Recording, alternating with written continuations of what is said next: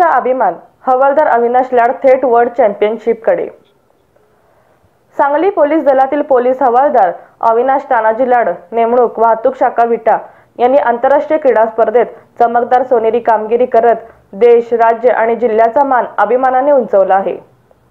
चेन्नई, तामिळनाडू येथे 5 ते 9 नोव्हेंबर 2025 दरम्यान झालेल्या 23व्या एशिया मास्टर ॲथलेटिक्स स्पर्धेत भारतीय संघात निवड झालेल्या अविनाश लाड यांनी 35+ वयोगटातील 4x100 मीटर रिले स्पर्धेत प्रथम क्रमांक पटकावत सुवर्ण पदक मिळवले।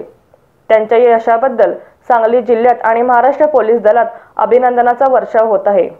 या स्पर्धेसाठी माननीय पोलीस अधीक्षक संदीप घुगे, अप्पर पोलीस अधीक्षक कल्पना बारवकर तसेच सहाय्यक पोलीस निरीक्षक सचिन माळी, वाहतूक शाखा विटा यांचे मोलाचे मार्गदर्शन लाभले। अविनाश लाड यांची कामगिरी लक्षात घेऊन त्यांची दक्षिण कोरिया डेगू स्टेडियम येथे होणाऱ्या वर्ल्ड मास्टर ॲथलेटिक्स चॅम्पियनशिप 2026 साठी निवड झाली असून सांगलीसाठी ही अभिमानाची बाब ठरली आहे।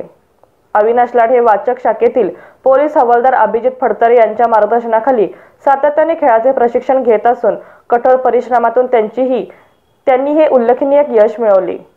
त्यांच्या या क्रीडा कामगिरीमुळे सांगली पोलीस दलाच्या यादीत आणखीन एक गौरवशाली पान जोडले गेले आहे।